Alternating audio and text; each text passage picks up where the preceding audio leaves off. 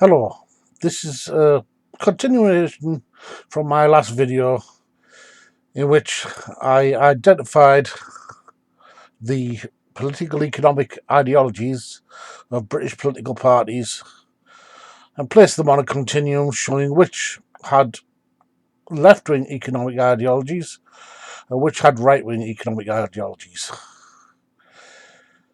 I started that video with the more popular parties and went down to the less well-known. It will have been obvious to those who've watched the video that the far right side of the economic continuum filled up much earlier than any other parts. To add to that, we might look at some of the parties who are smaller.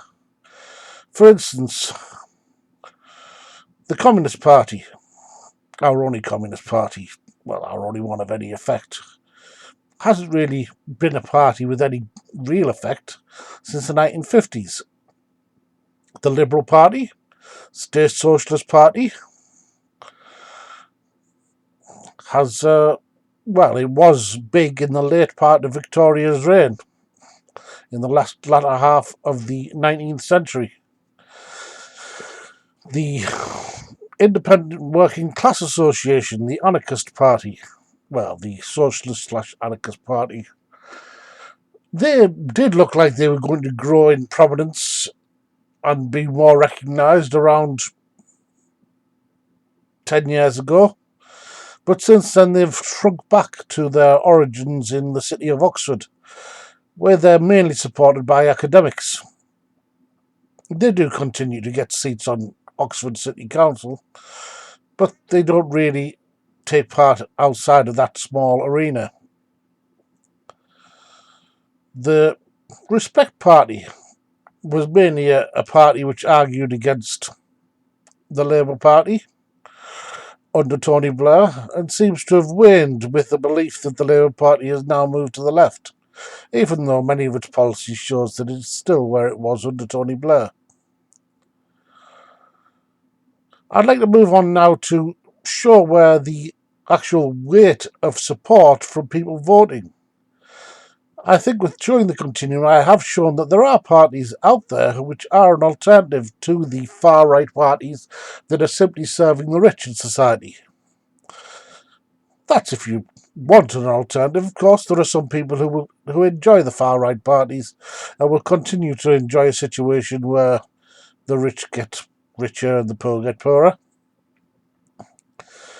So we move on to the latest poll figures and place them on the continuum instead. Now, this is a continuum related to the poll figures for England, Scotland and Wales. Northern Ireland have a rather different political party set up. I shall cover them next.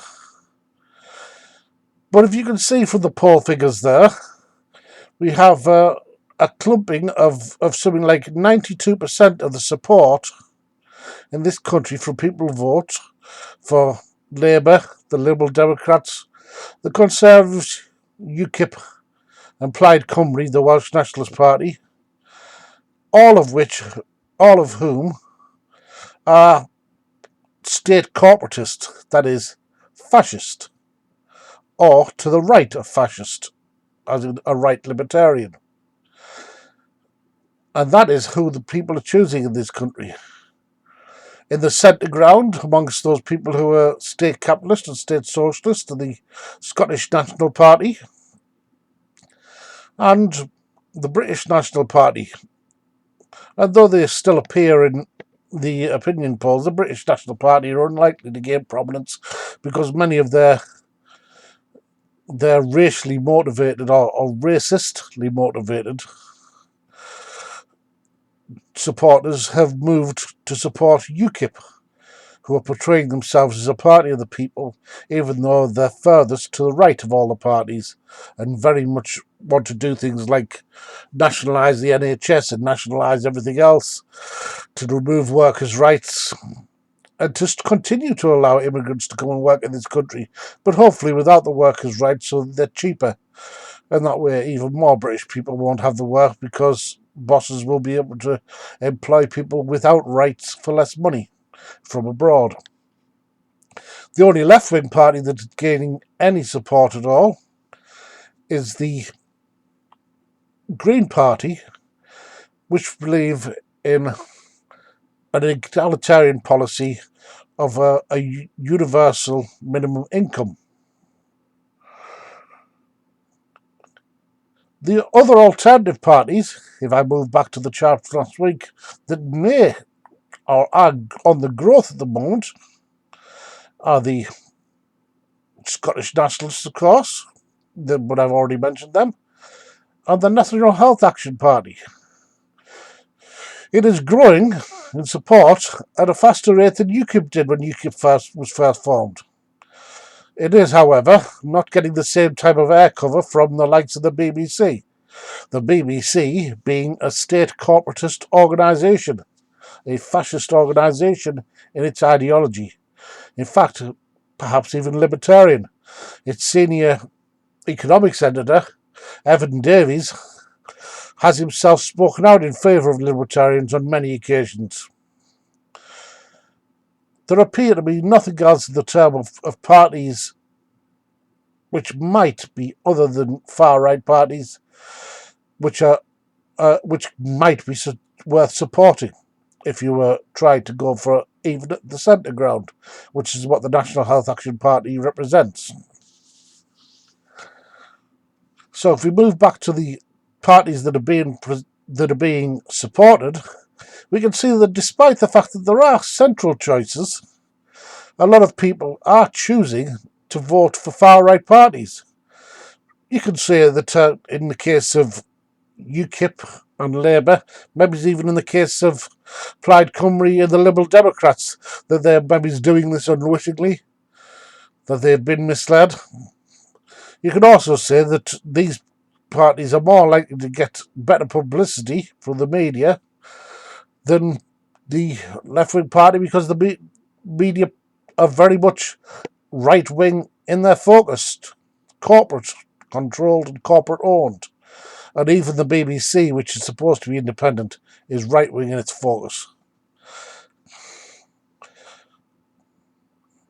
So we have 4% support for the only left-wing party in this country. It might be mentioned that that's 4% of those who expressed an opinion that they would vote. There was, in the poll that I read from The Observer, 15% of the people who were asked at the time who said they intended not to vote at all, and another 10% who didn't know who they were going to vote for. That is a full 25% of the people in the poll who would be able and willing to choose an alternative to the far right if they wish to. There will be people who are disenchanted, and perhaps the disenchanted should look at the ideologies of the parties outside of those that are constantly in the newspapers. If we move to Northern Ireland has voting more along sectarian lines. I think that could be honestly said. I think people would expect that, given the problems and the troubles and the divisions that have happened in that country. They have no left-wing parties at all. Nothing that would genuinely represent the left wing. They have, in terms of parties of a relative central position, the Green Party of Northern Ireland, which is conservative, but I'm sure that it's only conservative because it is not particularly interested in economic models. It's only interested in green issues, and doesn't wish to be bogged down with the main discussion amongst parties, which is the argument between Republicans and Unionists. The SDLP, their equivalent of the Labour Party, who are state socialist / state capitalist, and of course Sinn Féin, which, whilst it is a state capitalist position, might not be a a viable choice for everyone because of their links. They also, despite the fact that their economic models are designed to focus towards equality, have a lot of prejudice towards Protestants and Sinn Féin, and they're perhaps not. I know that I have said in the past that the economic model is of primacy, but they're perhaps not as equal in their viewpoint as their economic model would indicate. On the right, upper government parties, like the true unionist voice, seem to be heavily funded by and heavily libertarian.